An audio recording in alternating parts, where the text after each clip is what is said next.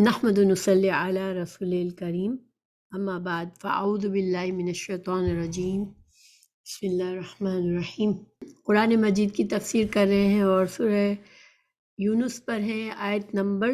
92 سے سبق شروع ہے آج ہمارا۔ اعوذ باللہ من الشیطان الرجیم، بسم اللہ الرحمن الرحیم۔ فَالْيَوْمَ نُنَجِّيكَ بِبَدَنِكَ لِتَكُونَ لِمَنْ خَلْفَكَ آیَةً وَإِنَّ كَثِيرًا مِّنَ النَّاسِ عَنْ آیَاتِنَا لَغَافِلُونَ۔ بس آج ہم تجھے تیرے خالی بدن کے ساتھ بچا لیں گے تاکہ تو ان کے لیے عظیم نشانی بنے جو تیرے بعد ہوں، اور بے شک بہت سے لوگ ہماری نشانیوں سے یقیناً غافل ہیں۔ تو اس آیت کا پیچھے سے تعلق ہے۔ پیچھے ہم نے پڑھا کہ اللہ سبحانہ تعالیٰ نے فرعون کو اس کی پوری فوج کے ساتھ پانی میں غرق کر دیا۔ بنی اسرائیل کو حضرت موسیٰ علیہ السلام کی قیادت میں اسی پانی سے گزار دیا، اسی سمندر کو پانی کو دو حصوں میں پھاڑ کر خشک بنایا زمین کو، اور اس سے نکال دیا بنی اسرائیل کو۔ تو جس وقت فرعون ڈوب رہا تھا اس وقت کا حال اللہ سبحانہ تعالیٰ نے پچھلی آیت میں بتایا کہ اس نے کہا آمنت انہ لا الہ الا الذی آمنت بہ بنو اسرائیل وانا من المسلمین، کہ اس وقت اس نے اپنے ایمان کا اقرار کیا کہ میں ایمان لایا بے شک کہ لا الہ الا اللہ، اللہ کے سوا کوئی الہ نہیں، اللہ کے سوا کوئی الہ نہیں ہے، اور وہ اللہ جس پر ایمان لائے بنی اسرائیل، اور میں بھی مسلمانوں میں سے ہوں۔ یہ بہت اہم آیت ہے، اس سے کئی فائدے ہمیں پتہ چلے تھے۔ ایک تو یہ کہ فرعون جو خود کو الہ کہتا تھا، خود کو رب العلیٰ کہتا تھا، اس نے اللہ سبحانہ تعالیٰ کے واحد ہونے کا اقرار کیا کہ اللہ کے سوا کوئی الہ نہیں ہے۔ دوسرا، اس نے بنی اسرائیل جس اللہ پر ایمان لاتے میں اسی اللہ کا فرما بردار ہوں اور مسلمان ہوں۔ تو یعنی کہ مسلمان ہونا کوئی رسول اللہ صلی اللہ علیہ وسلم کی امت کے ساتھ ہی یہ نام خاص نہیں ہے، بلکہ تمام انبیاء کے جو بھی پیروکار تھے، جب وہ جو ایمان لے آئے تو وہ مسلمان ہی تھے۔ تو یہ ساری باتیں اسے وہ جانتا تھا، مگر مرنے سے پہلے وہ ان چیزوں کا اقرار نہیں کر رہا تھا، اور اپنی ہی بڑائی بیان کرتا رہا، لوگوں پر اپنا ہی رب ہونے کا اعلان کرتا رہا، اور یہ سچ اس نے اپنے دل میں چھپائے ہوئے تھا۔ اور جب وہ مرنے لگا اور جب اسے یقین ہو گیا کہ اب مجھے کوئی بچانے والا نہیں ہے، تو اس نے اپنے ایمان کا اقرار کیا۔ مگر اللہ سبحانہ تعالیٰ کی یہ طریقہ ہے، سنت اللہ سبحانہ تعالیٰ کا یہی طریقہ چلایا ہے کہ ایمان بالغیب ضروری ہے۔ اللہ پر ایمان لانے کے لیے جب انبیاء کرام اللہ کا پیغام لاتے ہیں تو لوگوں کو اس پیغام کو سن کر، اور اللہ سبحانہ تعالیٰ ان کے ذریعے جو بھی نشانیاں بتاتے ہیں اپنے وحدانیت کی، ان پہ ایمان لا کر جو ایمان لاتا ہے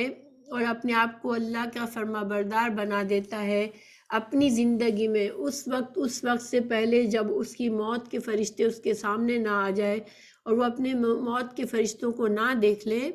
اس سے پہلے اگر انسان اس اللہ سبحانہ تعالیٰ کو اپنا الہ مانتا ہے،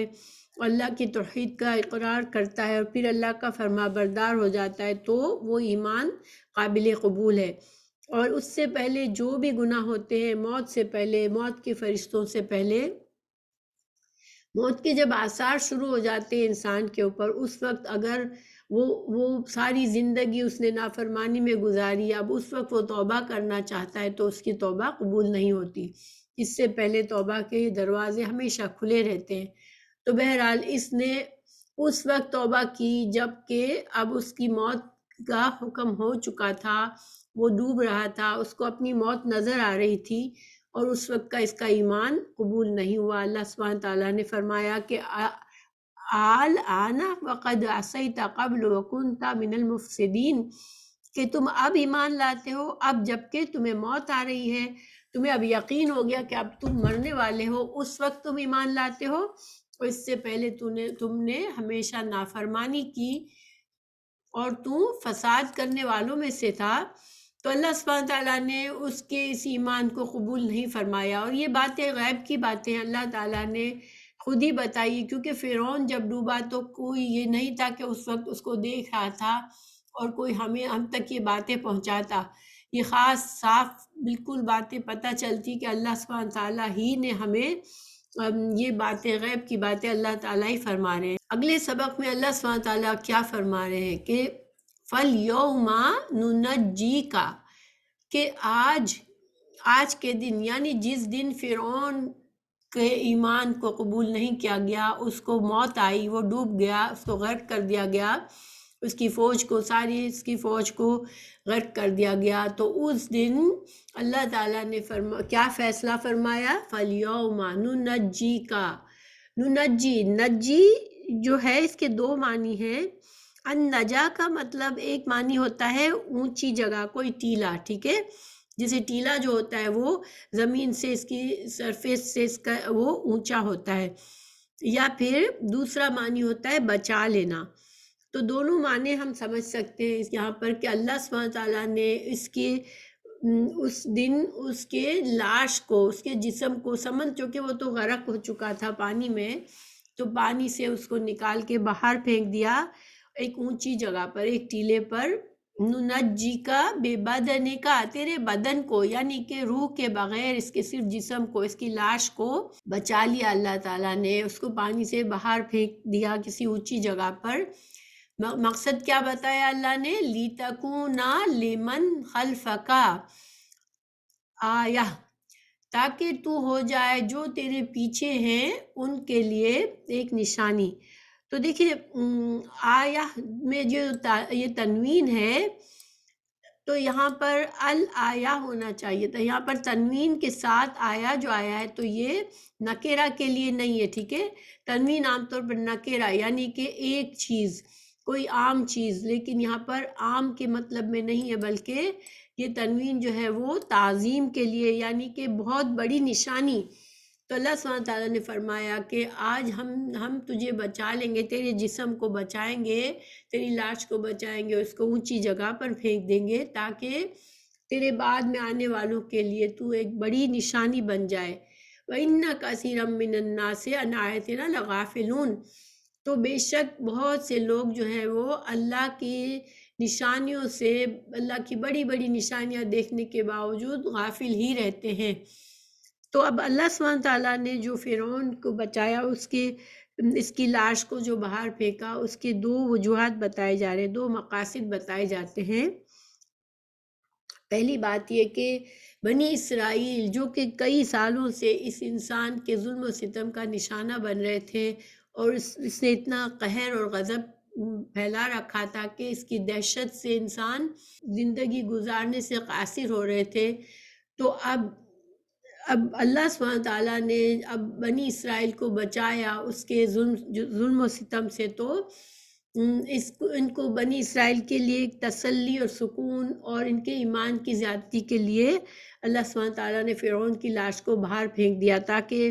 ان کو دیکھیں، جب کسی نے ہم سے بہت زیادہ زیادتی کی ہوتی ہے،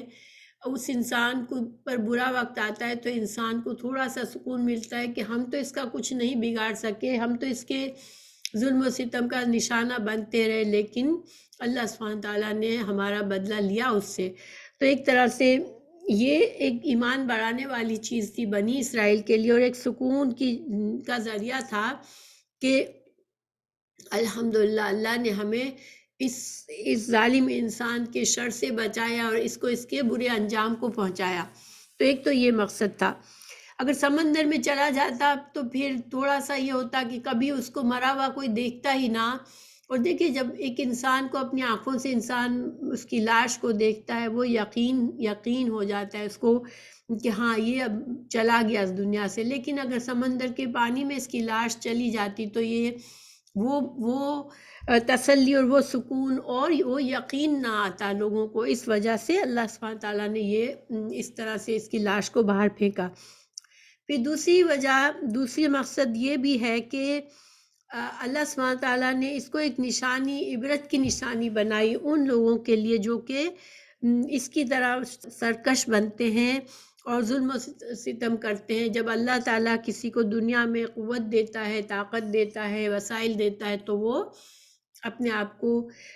انسانیت کے حدوں سے اوپر سمجھنے لگتے ہیں اور اللہ کی پکڑ سے باہر سمجھتے ہیں، اور دنیا والوں پر،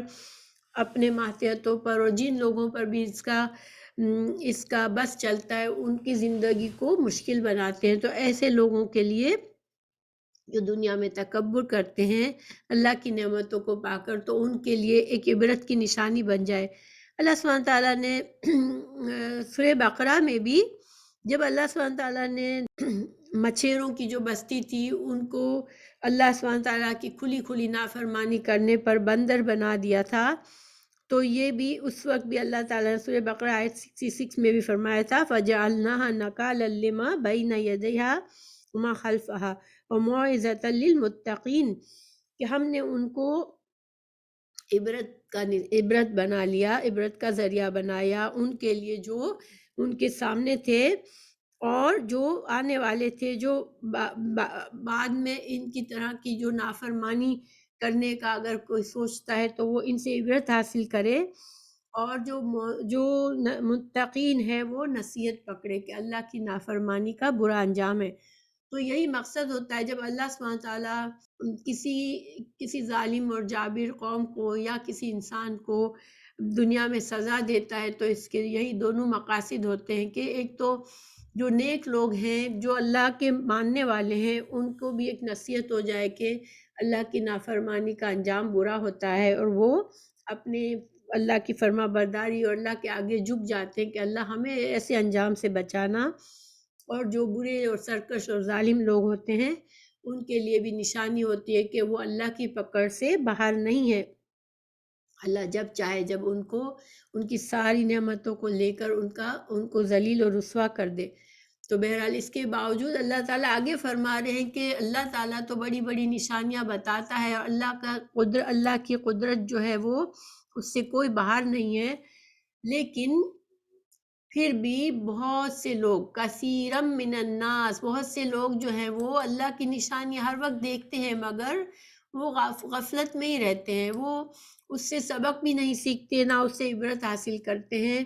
اور وہ غفلت میں اپنی زندگی ضائع کر دیتے ہیں۔ تو دیکھیں آج ہم دیکھیں یہ جو فرعون کی لاش ہے،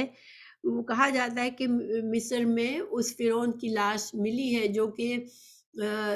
جو حضرت موسیٰ علیہ السلام کے زمانے میں تھا، کیونکہ ان کو سب کو فرعون ان کا ٹائٹل ہوتا تھا، ان کا لقب ہوتا تھا۔ تو اس فرعون کی لاش بھی ملی ہے کیونکہ اس کے جسم پر نمک کے آثار تھے، جو سمندر سے جب سمندر کے پانی کے آثار تھے اس کے جسم پر۔ تو اب کتنے لوگ جا کے اس کو دیکھتے ہیں، مگر کیا اس سے عبرت پکڑتے ہیں؟ کیا اللہ کی طرف جھکتے ہیں؟ کیا ان کا ایمان بڑھتا ہے؟ تو بہت کم لوگ ہوتے ہیں جو ایسی چیزوں کو دیکھ کر ان کا ایمان بڑھتا ہے۔ ہم سے کہا گیا ہے کہ جن بستیوں پر اللہ کا عذاب آیا، ان کے آثار اگر تم وہاں سے گزرو تو روتے ہوئے گزرو، اللہ کے خوف سے دل میں اللہ کا خوف محسوس کرتے ہوئے گزرو، اور اپنے لیے ایک عبرت اور اپنے لیے ایک نصیحت سمجھ کر گزرو۔ لیکن لوگ جاتے ہیں ایز اے ٹورسٹ جاتے ہیں اور ان چیزوں کو دیکھتے ہیں، وہاں پر اپنی تصویریں بنواتے ہیں اور ایک تفریح کی جگہ سمجھتے ہیں اس کو، لیکن یہ مقصد نہیں ہوتا۔ اللہ سبحانہ تعالیٰ جب کوئی نشانی دکھاتا ہے تو وہ انسانوں کے لیے سمجھنے کے لیے ہوتی ہے، اور انسانوں کو اپنے اعمال کو درست کرنے کے لیے ہوتی ہے۔ پھر اللہ سبحانہ تعالیٰ نے مزید اب آگے فرما رہے ہیں وَلَقَدْ بَوَّأْنَا بَنِي إِسْرَائِيلَ مُبَوَّأَ صِدْقٍ وَرَزَقْنَاهُم مِّنَ الطَّيِّبَاتِ فَمَا اخْتَلَفُوا حَتَّى جَاءَهُمُ الْعِلْمُ۔ اب اللہ تعالیٰ نے جب بنی اسرائیل کو بچا لیا تو پھر وہ حضرت موسیٰ علیہ السلام کی قیادت میں نکلے۔ اب اللہ سبحانہ تعالیٰ چاہ رہے تھے کہ اب بنی اسرائیل کے اوپر احسان کرے اور ان کو ایک اچھی جگہ پر بسائے، اور جو اتنے سالوں سے وہ غلامی میں رہ رہے تھے تو اب آزاد اور حکمران بن کے رہے، مگر جو حضرت موسیٰ علیہ السلام کے وقت کے جو لوگ تھے انہوں نے تو جب ان سے کہا گیا کہ تم تمہارے لیے یہ زمین فلسطین کی زمین رکھی اللہ نے تو تم وہاں جا کر جہاد کرو اور وہاں سے وہاں جو قوم بستی ہے اس کو نکالو اور اللہ سبحانہ تعالیٰ تمہاری مدد فرمائے گا اور وہ جگہ تمہیں اللہ نصیب کرے گا، مگر انہوں نے جہاد سے انکار کر دیا اور کہا موسیٰ آپ جائیں اور آپ کا رب جائیں اور اس قوم کو نکالیں وہاں سے، پھر ہم جائیں گے۔ ان کی اس برے طریقے پر اور اس نافرمانی اور ناشکرے پن پر اللہ سبحانہ تعالیٰ نے ان کو 40 سال تک صحرائے سینا میں بھٹکنے کے لیے چھوڑ دیا، اور اس میں بھی اللہ سبحانہ تعالیٰ نے ان کو بالکل مرنے کے لیے نہیں چھوڑا، ان کے لیے منہ سلوہ اتارتا اللہ تعالیٰ نے اتارے اور ان کی آئندہ کی نسل کو بڑھنے کے لیے موقع دیا، اور جب یہ نسل ان کی اگلی نسل جب اس قابل ہو گئی تو حضرت موسیٰ اور حضرت ہارون علیہ السلام اس دنیا سے رخصت ہو چکے تھے۔ یوشع بن نون علیہ السلام جو حضرت موسیٰ علیہ السلام کے شاگرد تھے، ان کی قیادت میں ان کو پھر فلسطین اور شام میں فتح دی اللہ تعالیٰ نے اپنے وعدے کے مطابق، اور یہ سورہ مائدہ آیت 21 میں ہے اس کا ذکر کہ یا قوم ادخلوا الارض المقدسۃ التی کتب اللہ لکم، کہ اے میری قوم اس مقدس زمین میں داخل ہو جاؤ جو اللہ نے تمہارے لیے لکھ دی ہے۔ تو دیکھیں یہاں پر جو اللہ تعالیٰ نے یہاں فرمایا بوانا کا مطلب ہوتا ہے ٹھکانہ دیا، ٹھیک ہے، اللہ نے ان کو بسایا وہاں پر ٹھکانہ دیا، اور مبوع صدقن تو اس کا کیا مطلب ہے؟ اللہ تعالیٰ نے صدقن کا مطلب ہوتا ہے بہترین یا باعزت، تو اللہ سبحانہ تعالیٰ نے ان کو ایک باعزت اور بہترین ٹھکانہ نصیب فرمایا جب آخر کار ان کی جو نئی نسل تھی انہوں نے وہ اللہ کی فرما برداری میں اپنے نبی یوشع بن نون کی قیادت میں انہوں نے جہاد کیا، اور اللہ تعالیٰ نے ان کو فلسطین اور شام کے علاقوں کی زمین ان کو نصیب کی اللہ تعالیٰ نے، اور پھر انہوں نے ان کے بہت سے ان کی زندگی میں عروج اور زوال ان کی زندگی میں آئے۔ حضرت داؤد اور حضرت سلیمان علیہ السلام کے وقت میں ان کو عظیم الشان ان کی اپنی حکمرانی تھی، اور دیکھیں ایک آزاد قوم ہوتی ہے وہ پھلتی پھولتی ہے اور وہ اب ترقی کرتی ہے، مضبوط بنتی ہے، تو اللہ سبحانہ تعالیٰ نے ان کو ان کی حکومتیں بھی دی، اور ان کو پھر جب ان کو اللہ تعالیٰ نے بہت سی نعمتیں دی، پھر انہوں نے اللہ کی نافرمانی کی، اور پھر سے اللہ سبحانہ تعالیٰ کے ناراض کرنے کی وجہ سے پھر اللہ تعالیٰ نے ان کے اوپر بخت نصر اور دوسرے کفار بادشاہوں کے ہاتھ سے ان کو سزا بھی دلوائی، اور ان کی پامالی بھی ہوئی، ان کے اندر بھی بہت سے اختلافات آپس میں ہو گئے اور بہت زیادہ فرقہ واریت ہو گئی، اور اللہ سبحانہ تعالیٰ نے پھر ان کو اس لحاظ سے بہت سے ان کے اوپر برے وقت بھی آئے، مگر اللہ تعالیٰ جب انہوں نے اپنی اصلاح کی تو اللہ نے انہیں پھر سے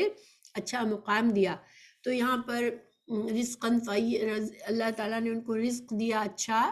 پاکیزہ رزق دیا، حکومت دی، آزادی دی اور بادشاہت دی، پھر کیا ہوا؟ فَمَا اخْتَلَفُوا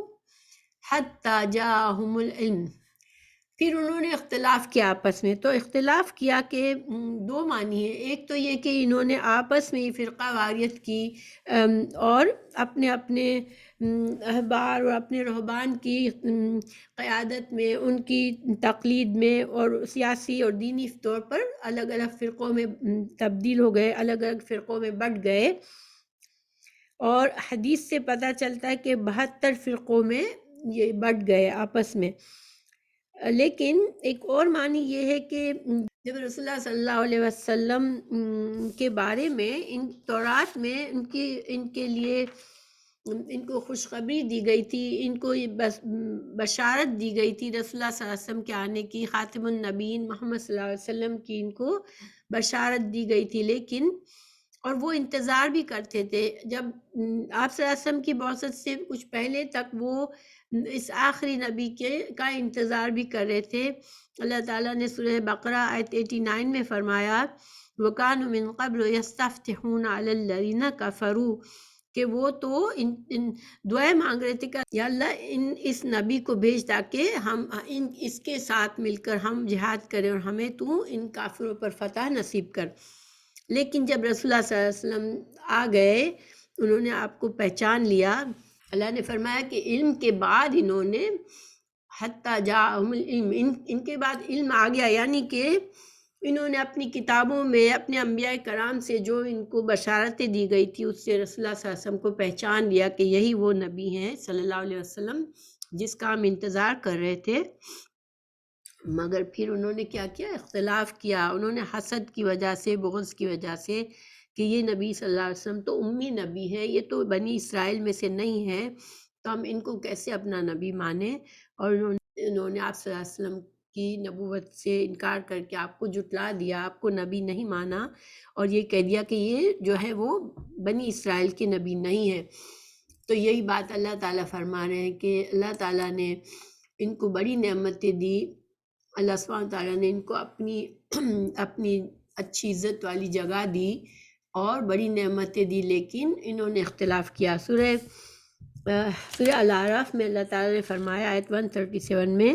اور جو لوگ کمزور سمجھے جاتے تھے ان کو زمین شام کے مشرق و مغرب کا جس میں ہم نے برکتیں دی تھی اس کا وارث بنا دیا، اور بنی اسرائیل کے بارے میں ان کے صبر کی وجہ سے آپ کے پروردگار کا اچھا وعدہ پورا ہوا۔ تو کہ اللہ تعالیٰ نے جو وعدہ ان سے کیا تھا سورہ مائدہ کی جس آیت میں کہ اللہ تعالیٰ نے تمہارے لیے بابرکت زمین رکھی ہے، تم اس میں داخل ہو جاؤ اللہ کے نام کے ساتھ۔ تو جب یہ فرما برداری کی انہوں نے، اور جب اللہ تعالیٰ کے نبی کی فرما برداری کر کے جہاد کر کے وہ داخل ہوئے تھے تو اللہ نے ان کو عزت دی تھی، ان کو بڑا مقام دیا تھا۔ لیکن جب انہوں نے رسول اللہ صلی اللہ علیہ وسلم کو جان کر پہچان کر ان کے باوجود جھٹلایا اور ایمان نہیں لائے تو پھر یہ اللہ سبحانہ تعالیٰ کی ناراضگی کا سبب ہوا ان پر، اور ان کے آپس کے اختلاف بھی، آپس کی فرقہ واریت بھی۔ دیکھیں ایک قوم جس کو اللہ سبحانہ تعالیٰ اپنی چنی ہوئی قوم بناتا ہے اس کو زیب نہیں دیتا کہ وہ آپس میں ہی فرقہ واریت میں پڑ جائے، آپس میں ہی جھگڑوں میں پڑ جائے، بلکہ اس کو چاہیے ہوتا ہے کہ وہ مل جل کر اللہ سبحانہ تعالیٰ کے اس دین پر خود بھی چلے اور اس کو دوسروں تک پہنچائے۔ یہ مقصد ہوتا ہے ایک چنی ہوئی قوم کا۔ لیکن جو قوم خود ہی لڑنے جھگڑنے میں آپس میں فرقہ واریت میں پڑ جاتی ہے تو پھر اس کا انجام اچھا نہیں ہوتا، اس کو پھر سزا ہوتی ہے، اور سزا کے طور پر اللہ تعالیٰ ان پر دوسروں کو مسلط کر دیتا ہے۔ تو یعنی کہ ایک چنی ہوئی قوم کو رسوائی اور ذلت ملتی ہے اس لیے کہ وہ آپس میں اختلاف کرتے ہیں، اللہ کے دین پر صحیح طرح سے نہیں چلتے۔ اور آج دیکھیں مسلمانوں میں بھی یہ فرقہ واریت ہے، اور رسول اللہ صلی اللہ علیہ وسلم کی حدیث ہے کہ یہ لوگ 72 فرقوں میں پڑے اور ہماری امت جو ہے وہ 73 فرقوں میں بٹ جائے گی۔ تو دیکھیں آج ہمارے امت مسلمہ کا یہی حال ہے کہ فرقہ واریت میں ہے، ہر فرقہ اپنے آپ کو بہتر سمجھتا ہے،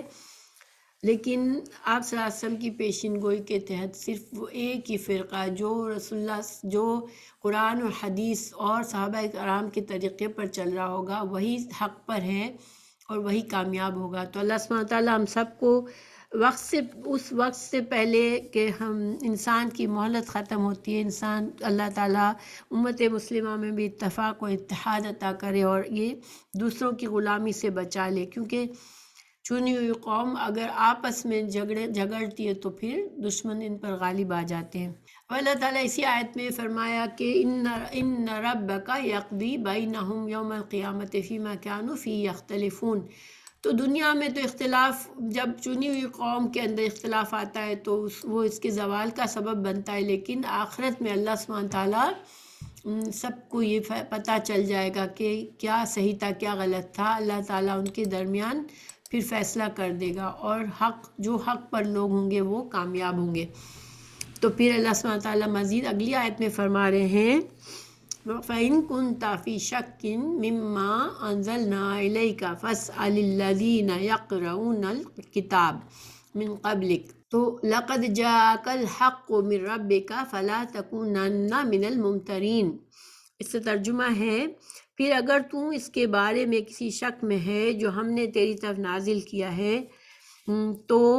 ان لوگوں سے پوچھ لے جو تجھ سے پہلے کتاب پڑھتے ہیں، بلا شبہ یقیناً تیرے پاس تیرے رب کی طرف سے حق آیا ہے، سو تو ہرگز شک کرنے والوں میں نہ ہونا۔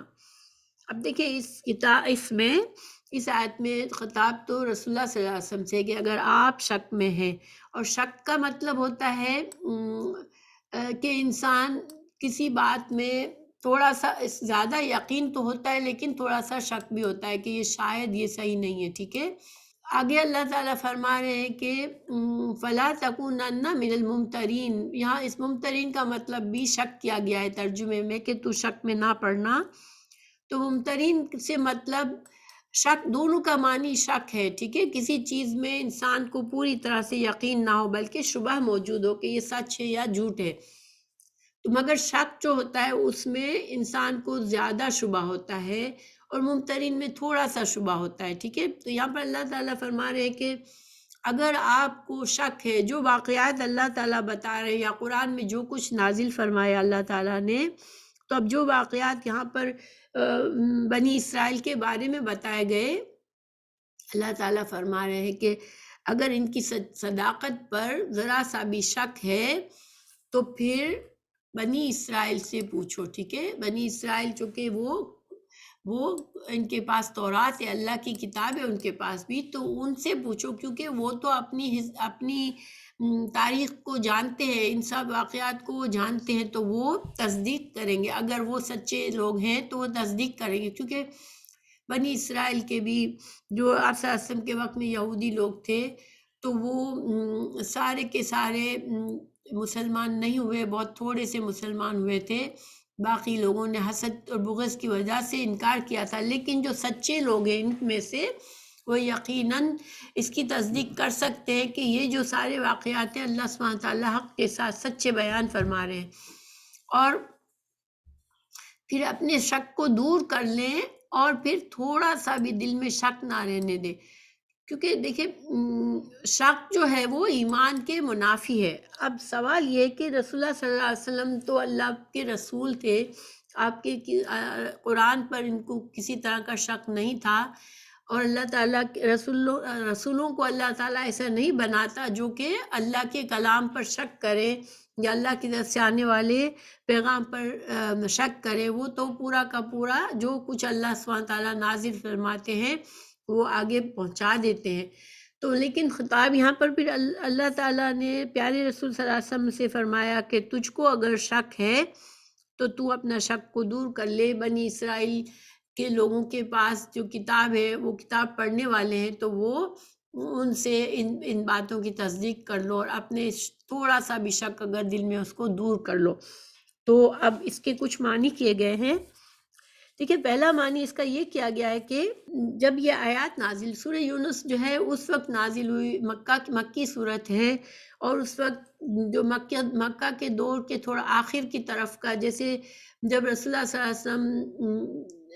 پر اور مسلمانوں پر قریش کے، مکہ کے مشرکین کے ظلم و ستم بہت بڑھ گئے تھے اور ان کی زیادتیاں بہت حد سے زیادہ ہو رہی تھی، اس وقت کی یہ صورت ہے، ٹھیک ہے۔ تو یہاں پر اصل میں آپ صلی اللہ علیہ وسلم سے خطاب کر کے ان منکرین قرآن کو، منکرین رسالت کو کہا جا رہا ہے کہ تم کو جو کچھ اللہ سبحانہ تعالیٰ کی طرف سے نازل ہو رہا ہے تو تم اگر شک میں ہو تو تم جو اہل کتاب ہے جس کو تم مانتے ہو، کیونکہ اہل کتاب کو یہ مانتے تھے کہ یہ ان کے پاس رسول آئے تھے اور ان کے پاس اللہ کی کتاب ہے، تو تم پھر ان سے تصدیق کر لو ان باتوں کی۔ تو گویا کہ آپ صلی اللہ علیہ وسلم سے کہہ کر اسلام کے مخالف تھے مشرکین مکہ، ان سے کہا جا رہا ہے کہ تم اپنے شک کو دور کر لو، تم تحقیق کر لو، اور اس قرآن میں آپ صلی اللہ علیہ وسلم کی رسالت میں تم اس سے انکار مت کرو۔ اچھا، اس کا دوسرا معنی یہ ہے، یہ کیا گیا کہ یہ خطاب رسول اللہ صلی اللہ علیہ وسلم سے ہی ہے، لیکن ایک فرضی اور تقدیری خطاب ہے۔ کیا مطلب کہ جیسے بعض اوقات ہم ایک چیز سمجھانے کے لیے ہم کہتے ہیں فرض کرو اگر ایسا ہو، ٹھیک ہے، فرض کرو ایسا ہو، یعنی ہم مقصد سمجھانا ہوتا ہے۔ تو یہاں ایک طرح سے یہ معنی ہے کہ بالفرض اگر آپ کے دل میں تھوڑا سا بھی شک ہے تو آپ اپنے شک کو دور کر دیں اور اہل کتاب سے اس بات کی تحقیق کر لیں۔ تو مگر اس کا فائدہ کیا تھا؟ آپ صلی اللہ علیہ وسلم تو ذرا سا بھی شک نہیں تھا آپ کے دل میں، لیکن ایک طرح سے یہ کہہ کر اس میں یہ فائدہ بھی ہے، دیکھیں واللہ عالم، اللہ سبحانہ تعالیٰ جس انداز میں بھی فرمائے، ہر چیز میں حکمتیں ہیں، لیکن یہ فائدہ ایک سمجھ میں آتا ہے کہ اس طرح سے اللہ سبحانہ تعالیٰ رسول اللہ صلی اللہ علیہ وسلم کی رسالت کی صداقت پیش کر رہے ہیں کہ یہ، کیونکہ آپ صلی اللہ علیہ وسلم پر یہ الزام لگاتے تھے کہ آپ نے یہ کتاب گھڑ لی ہے، آپ نے خود بنا لی ہے۔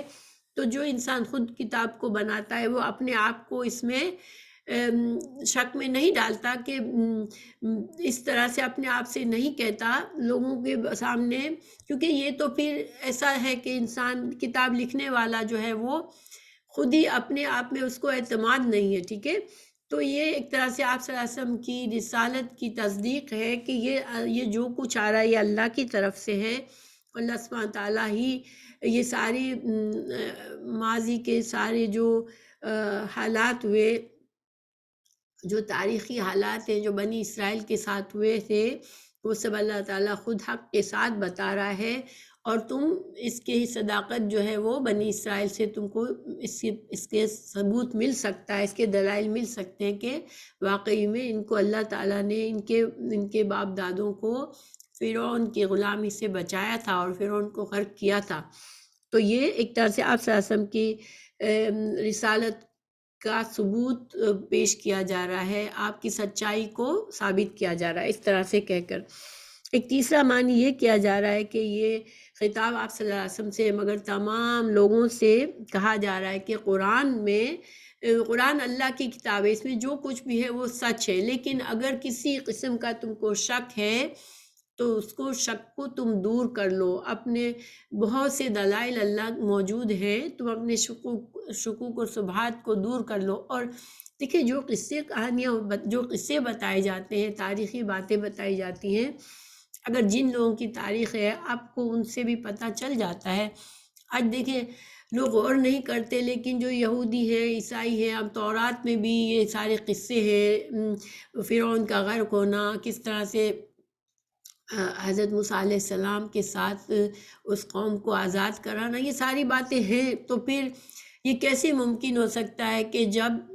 تورات، انجیل، قرآن میں ایک طرح کی باتیں ہیں، ایک ہی چیزوں کی یعنی تصدیق کی جا رہی ہے قرآن میں، تو پھر قرآن کو اگر تورات اور انجیل کو جو اللہ کی طرف سے مانتے ہیں تو پھر وہ قرآن کو کیوں جھٹلاتے ہیں؟ یہود اور نصارہ پھر قرآن کو کیوں جھٹلاتے ہیں؟ کیونکہ جب قرآن میں وہ باتیں موجود ہیں جو کوئی ذریعہ نہیں تھا رسول اللہ صلی اللہ علیہ وسلم کے پاس ان باتوں کا علم ہونے کا جو اللہ ہی کی طرف سے آئی ہیں، تو پھر یہ ایک طرح سے اہل کتاب ہی کے لیے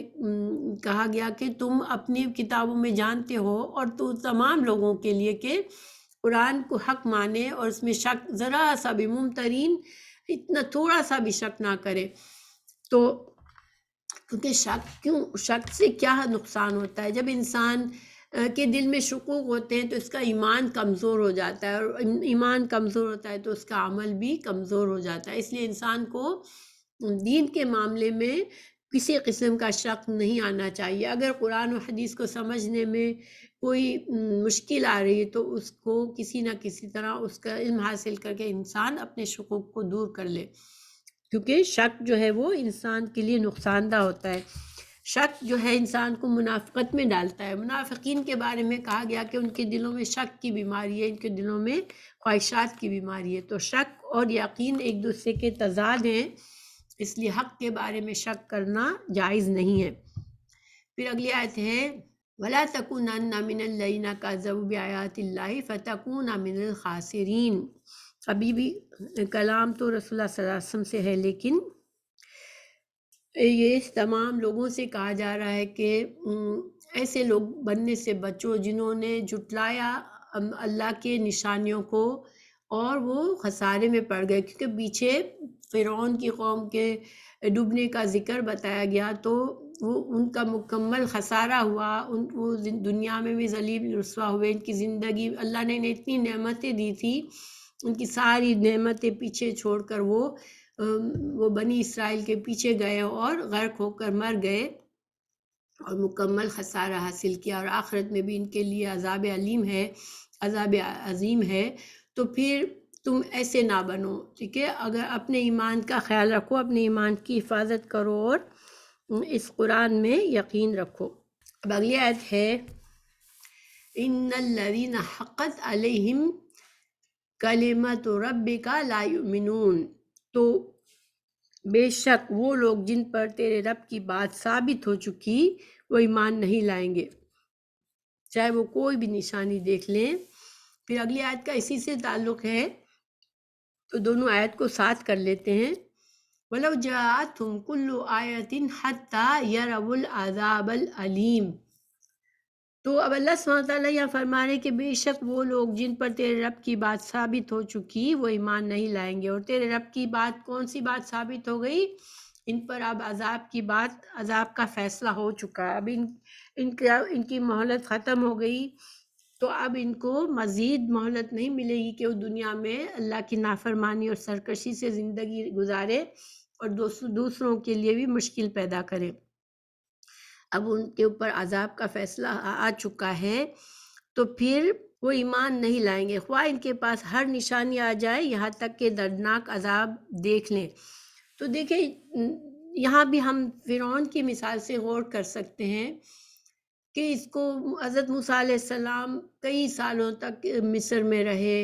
اور بہت سے واقعات ہوئے، اس نے اتنے معجزات دیکھے، لیکن سب کچھ جانتے ہوئے بھی اس نے وہ ایمان نہیں لایا، اس نے ایمان کا اقرار نہیں کیا، حالانکہ جب اللہ تعالیٰ کی طرف سے اس کے اوپر مصیبت آتی تو وہ موسیٰ علیہ السلام سے کہتا کہ تم اپنے رب سے دعا کرو کہ اس مصیبت کو ہٹا دے ہم سے تو ہم ایمان لے آئیں گے، لیکن جب وہ مصیبت ٹل جاتی تو وہ اپنے کفر پر قائم رہتا تھا۔ ایسا کیوں ہوتا ہے؟ انسان جب سب کچھ دیکھ لیتا ہے، اس کو سارے معجزات دیکھنے کے بعد بھی وہ کیوں ایمان نہیں لاتا؟ کیونکہ ایسے ظالم سرکش لوگوں کو جو کہ اللہ تعالیٰ کے دین کو قبول کرنا ہی نہیں چاہتے، وہ اپنی مرضی کی زندگی گزارنا چاہتے ہیں، پھر ایک وقت آتا ہے کہ ان کی مہلت ختم ہو جاتی ہے اور ان کو پھر ہدایت کا موقع نہیں ملتا، اللہ تعالیٰ ان کو ہدایت سے محروم کر دیتا ہے، یہاں تک کہ پھر ان پر عذاب آ جاتا ہے، ان کی موت آ جاتی ہے، یا پھر ان کو دنیا سے اللہ تعالیٰ عذاب کے ذریعے ان کو لے لیتا ہے، دنیا سے اٹھا لیتا ہے، اور پھر آخرت میں بھی ان کو عذاب کی ان کے بارے میں وعید ہے۔ یہاں پر ایک طرح سے یہ بتایا جا رہا ہے کہ جتنی بھی قومیں، صرف فرعون کی نہیں، بہت سے انبیاء کی قوموں کا ذکر ہے قرآن میں، جن کو ان کے انبیاء کرام نے سمجھایا بہت کچھ، لیکن وہ نہیں مانے، اور جب عذاب آتا ہے اس وقت جو ہے وہ انسان ایمان لے آتا ہے، کیونکہ ایمان تو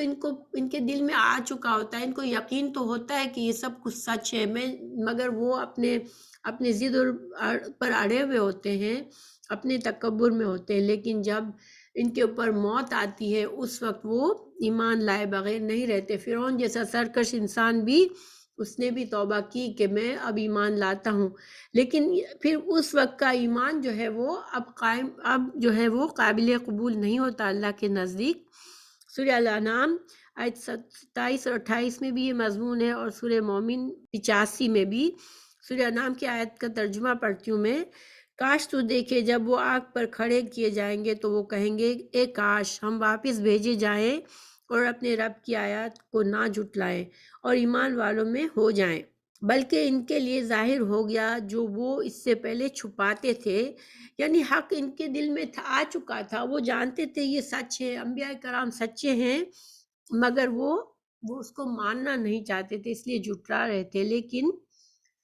اب جو ہے جب ان کے اوپر موت آتی ہے یا اللہ کا عذاب آ جاتا ہے تو پھر ان کو پتہ چلتا ہے کہ ہم نے ظلم کیا، ہم نے حق کو چھپایا، اگر انہیں واپس بھیج دیا جائے تو ضرور پھر وہی کریں گے جس سے انہیں منع کیا گیا تھا، اور بلا شبہ وہ یقیناً جھوٹے ہیں۔ ان آیت کا کیا مطلب ہے کہ جب بھی کسی قوم پر عذاب آتا ہے جس نے انبیاء کرام کی بات جھٹلائی ہوتی ہے، انبیاء کرام سے جھگڑے کی ہوتے ہیں، لڑائیاں کی ہوتی ہیں، ان کو نقصان کے در پہ ہوتے ہیں، ان کے دلوں میں پتہ ہوتا ہے کہ یہ سچے انسان ہیں، یہ اللہ کے نبی، اللہ کے رسول ہیں، مگر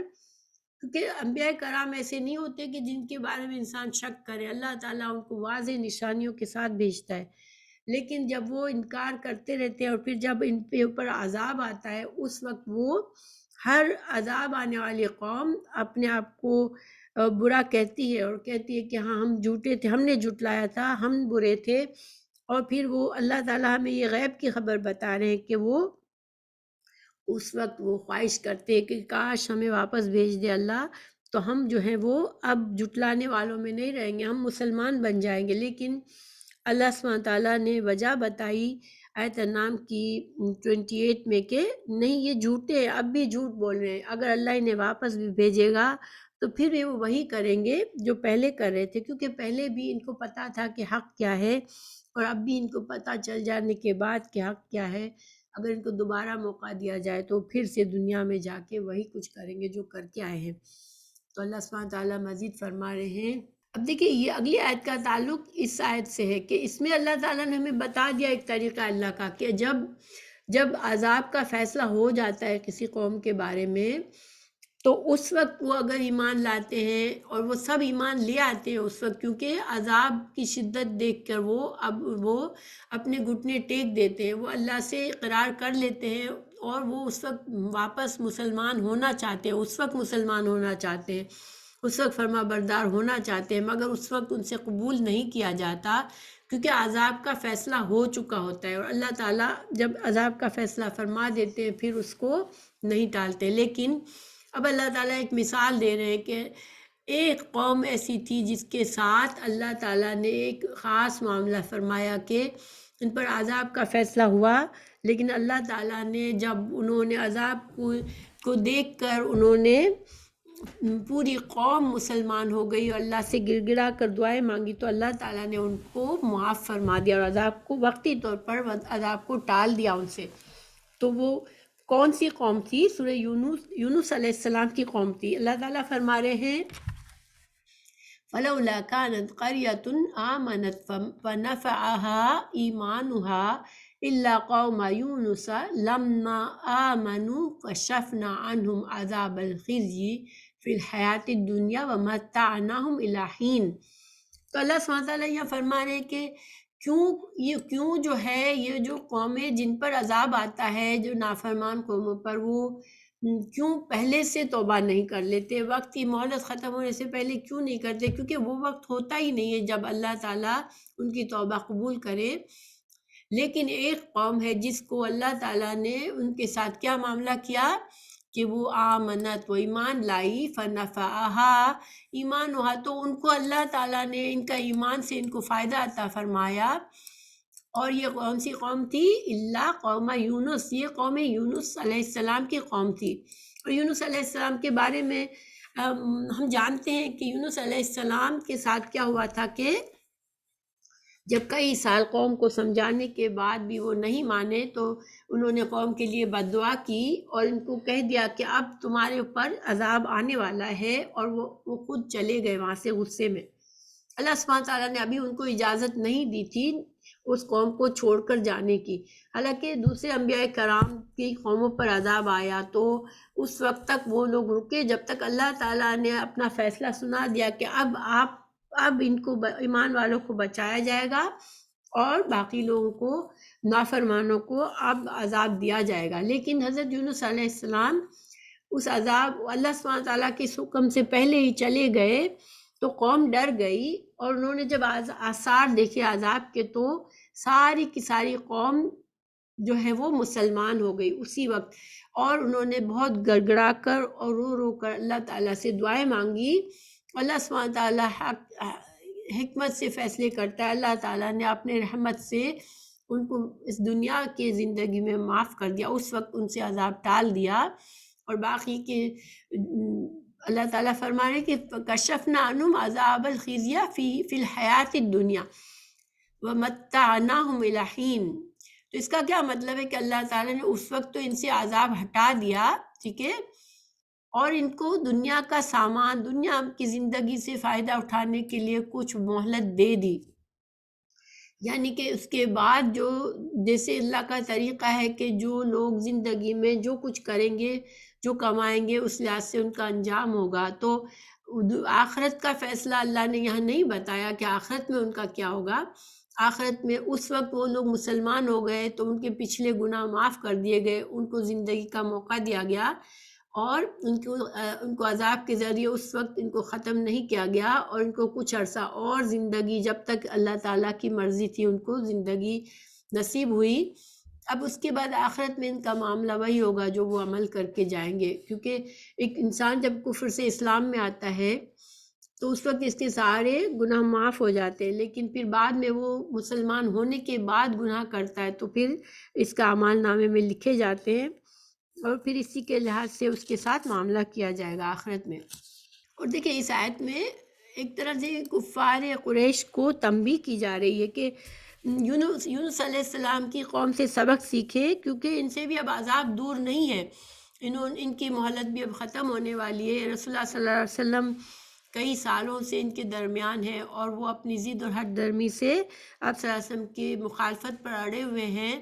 تو ایک طرح سے ان کو یونس علیہ السلام کی قوم کا واقعہ سنا کر ان کو تنبیہ کی گئی کہ اللہ تعالیٰ کا یہ طریقہ نہیں ہے کہ جب عذاب کا فیصلہ ہو جائے تو چھوڑ دے اس کو، اور تمہارا عذاب بھی اب قریب آ رہا ہے۔ اور قوم یونس جو ہے وہ سنبھل گئے، وہ آخری لمحے میں سنبھل گئے، اور ساری قوم مسلمان ہو گئی، اللہ سے گر گرا کر توبہ کی تو اللہ نے معاف فرما دیا۔ تو تم بھی اگر، حالانکہ تم بہت سالوں سے، یعنی بہت عرصے سے اللہ کی نافرمانی میں ہو، لیکن اب بھی تم اگر توبہ کر لو تو اللہ سبحانہ تعالیٰ تم کو بھی معاف فرما سکتا ہے۔ یعنی کہ ایک طرح سے آخری وارننگ ہے ان کے لیے، کیونکہ پھر کچھ عرصے کے بعد جب ہجرت کے بعد جنگ بدر ہوئی تھی تو بڑے بڑے جو سرکش سردار تھے قریش کے، ان سب کی کو ذلت کے ساتھ ان کی موت نصیب ہوئی تھی ان کو۔ پھر اللہ سبحانہ تعالیٰ فرما رہے ہیں وَلَوْ شَاءَ رَبُّكَ لَآمَنَ مَنْ فِي الْأَرْضِ كُلُّهُمْ جَمِيعًا أَفَأَنْتَ تُكْرِهُ النَّاسَ حَتَّى يَكُونُوا مُؤْمِنِينَ وَمَا كَانَ لِنَفْسٍ أَن تُؤْمِنَ إِلَّا بِإِذْنِ اللَّهِ وَيَجْعَلُ الرِّجْزَ عَلَى الَّذِينَ لَا يَعْقِلُونَ۔ اللہ سبحانہ تعالیٰ فرما رہے ہیں کہ اگر آپ کے رب کو منظور ہوتا تو تمام روئے زمین کے لوگ ایمان لے آتے۔ کیا آپ لوگوں کو زبردستی مومن بنائیں گے؟ کوئی شخص بھی اللہ کے حکم کے بغیر ایمان نہیں لا سکتا۔ اللہ انہی پر پلیدی ڈالتا ہے جو عقل و فہم سے کورے ہوتے ہیں۔ دیکھیں رسول اللہ صلی اللہ علیہ وسلم کو بہت تکلیف ہوتی تھی، آپ رحمت العالمین ہیں، اور آپ صلی اللہ علیہ وسلم کی خواہش ہوتی تھی، خاص طور سے یہ آپ کی قوم تھی، اور ویسے بھی آپ تو پوری امت کے لیے رحیم اور شفیق ہیں، تو آپ صلی اللہ علیہ وسلم کو بہت دکھ ہوتا تھا، خاص طور سے یہ جو وقت گزرتا جا رہا تھا اور ان کی جو سرکشی بڑھتی چلی جا رہی تھی، آپ صلی اللہ علیہ وسلم کے دل میں بہت دکھ ہوتا تھا کہ کاش یہ مسلمان ہو جائے، ورنہ کہیں اللہ کا عذاب نہ آ جائے ان پر۔ سورہ یونس اور سورہ ہود وغیرہ جب نازل ہوئی تو آپ صلی اللہ علیہ وسلم کو بہت خوف آیا تھا دل میں کہ کہیں میری قوم پر عذاب نہ آ جائے، تو آپ کے اندر بہت بے چینی تھی کہ کسی طرح سے یہ مسلمان ہو جائے۔ تو اللہ تعالیٰ ایک طرح سے تسلی فرما رہے اپنے نبی صلی اللہ علیہ وسلم کو کہ دیکھیں آپ جو ہے، اگر آپ کا رب چاہے تو ہر کسی کو، کلہم جمیعاً، سب کو تمام لوگوں کو اللہ تعالیٰ مسلمان بنا دے، فرما بردار بنا دے۔ دیکھیں اللہ تعالیٰ نے اپنے اذن سے، اپنے حکمت سے، اللہ تعالیٰ نے انسان اور جن، دو مخلوق ایسی ہے جن کو اختیار دیا ہے کہ وہ ایمان کو سمجھے، اللہ تعالیٰ کو ایمان بالغیب لائے، اللہ کے انبیاء کرام پر ایمان لائے، اور وہ پھر فرما بردار بن جائے، اور ان کا پھر اجر بھی بہت بڑا ہے، ان کے لیے اللہ نے جنت تیار کر کے رکھی ہے۔ لیکن اللہ تعالیٰ کسی کو زبردستی مسلمان نہیں بناتا۔ جب اللہ نے ہمیں اختیار دیا ہے تو اللہ تعالیٰ نے ہمیں اس اختیار کے مطابق ہمیں عمل کرنے کی مہلت اور موقع دیتا ہے، تاکہ پھر ہمیں اسی لحاظ سے اللہ اجر بھی دے، اللہ تعالیٰ اس لحاظ سے نعمتیں نصیب کرے۔ فرشتے ایسی مخلوق ہے جن کو صرف وہ نیک لوگ ہیں، وہ نیک ہیں، وہ اللہ کے فرما بردار ہیں، ان کے اندر یہ صلاحیت ہی نہیں ہے کہ اللہ کی نافرمانی کرے۔ دنیا میں اس کائنات میں بے شمار مخلوق ہے جو وہ اللہ کی فرما بردار ہے، ان کو جن اور انسان کی طرح اختیار نہیں دیا گیا کہ وہ نیک بنے یا بدی کو اختیار کرے۔ تو ان دو مخلوق کو اللہ نے اختیار دیا ہے۔ جب اللہ نے اختیار دیا ہے تو پھر اللہ زبردستی کسی کو فرما بردار نہیں بنائے گا۔ اللہ تعالیٰ نے فرمایا لا اکراہ فی الدین، دین میں کوئی زبردستی نہیں ہے۔ ہاں جب سب کچھ بتا دیا جاتا ہے اور اس پر انسان سمجھتا ہے، اپنی آنکھیں کھول کے دیکھتا ہے، اپنی عقل کو استعمال کرتا ہے اور اللہ کی نشانیوں کو دیکھتا ہے، قرآن کی آیات کو پڑھتا ہے، پھر اگر اس کا دل اس کو کہتا بھی ہے یہ سب کچھ سچ ہے، لیکن وہ دنیا کی محبت میں اس کو جھٹلاتا ہے، تو اللہ تعالیٰ پھر اس کو زبردستی مسلمان نہیں بناتا۔ اللہ تعالیٰ ان کو ہدایت دیتا ہے جو ہدایت چاہتے ہیں، جو حق کو، اللہ کی نشانیوں کو دیکھ کے اللہ کو پہچانتے ہیں۔ اور اسی وجہ سے اللہ تعالیٰ نے ہمیں ہدایت کی دعا مانگنے کو سکھایا ہے۔ سورہ فاتحہ میں اللہ تعالیٰ نے جو پہلی سورہ ہے قرآن کی، اس میں اللہ تعالیٰ نے ہمیں یہی دعا سکھائی ہے کہ اہدنا الصراط المستقیم، کیونکہ یہی ایک بڑی نعمت ہے، سب سے بڑی نعمت ہے۔ ہمیں اگر ہدایت کسی کو نہیں ملی تو دنیا کی ساری نعمتیں بھی اس کی بیکار ہے، کیونکہ دنیا تو ایک وقتی زندگی ہے،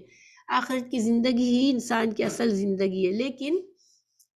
ہمیں ہدایت مانگنے کی ضرورت ہے، ہمیں تڑپ دل میں رکھنے کی ضرورت ہے، ہمیں کوشش کرنے کی ضرورت ہے، جب ہمیں اللہ تعالیٰ ہدایت دیتا ہے۔ لیکن جو لوگ اس دنیا میں تکبر کرتے ہیں اور اپنی مرضی کی زندگی گزارنا چاہتے ہیں، اللہ کی نافرمانی کو پسند کرتے ہیں، پھر اللہ تعالیٰ بھی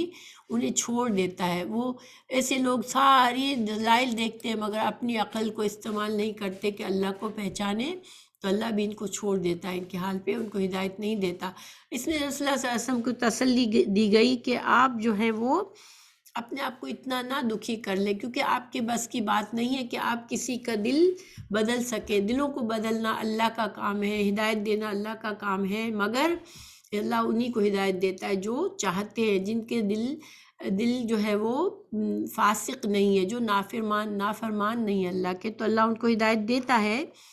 مگر سارے انسانوں کو اللہ چاہے تو کر سکتا ہے، جس طرح اللہ نے دوسری مخلوق کو فرما بردار بنایا، اس طرح تمام انسانوں کو بنا سکتا ہے، لیکن اللہ کا یہ ارادہ ہے، اللہ کی یہ مشیت نہیں ہے، تو آپ دکھ نہ کریں۔ تو اس میں آپ صلی اللہ علیہ وسلم کو ہمت بندائی گئی، کیونکہ دیکھیں ہمارے لیے بھی سبق ہے اس میں۔ بعض اوقات اللہ ہمیں ہدایت دیتا ہے تو ہم سمجھتے ہیں کہ ہم صرف اپنی زبان سے سارے لوگوں کو ہدایت قبول کرنے پر راضی کر لیں گے، اور پھر ہم پیچھے پڑے ہوئے ہوتے ہیں لوگوں کے، اور ہم خود بھی بہت دکھی ہو جاتے ہیں کہ لوگ کیوں ہماری بات نہیں مانتے۔ تو دیکھیں یہ بہت ہی برداشت والا کام ہے اور بہت ہی صبر والا کام ہے کہ لوگوں تک اللہ کا پیغام پہنچائے، اور انسان یہ یاد رکھے کہ ہم رسولوں کا کام بھی صرف یہ تھا کہ ہدایت کا پیغام پہنچا دیں، ان کے بھی بس میں یہ نہیں تھا کہ زبردستی کسی کو مسلمان بنائے، اور نہ ہمارے بس میں ہے۔ تو ہم اگر مسلسل حکمت کے ساتھ کوشش کرنا ہم پر ہے کہ ہم ایز امت، اللہ کی چنی ہوئی امت ہے، امت مسلمہ، اور امت مسلمہ کی ذمہ داری ہے کہ اللہ کے پیغام کو لوگوں تک پہنچائے، مگر ہمیں اس میں صبر اور حکمت سے کام لینا ہے، اور اللہ پر توکل کرنا ہے کہ اللہ ہی جسے چاہے گا ہدایت دے گا، مگر ہمیں صرف جو ہے وہ اللہ کا پیغام پہنچانا ہے اخلاص کے ساتھ۔ تو اللہ سبحانہ تعالیٰ ہم سب پر اپنا فضل کرے، اور اللہ تعالیٰ ہمیں ان لوگوں میں بنائے جو نصیحت پکڑتے ہیں، آیات کو دیکھتے ہیں، اللہ کی نشانیوں کو دیکھ کر نصیحت پکڑتے ہیں، اور ان سے بچائے جو غفلت میں رہتے ہیں، بڑی سے بڑی نشانی دیکھ کر بھی وہ اپنے دل کو نہیں جگاتے، یا ایمان نہیں لاتے، یا اللہ کی طرف نہیں پلٹتے، تو اللہ ہمیں ایسا بننے سے بچا دے، آمین۔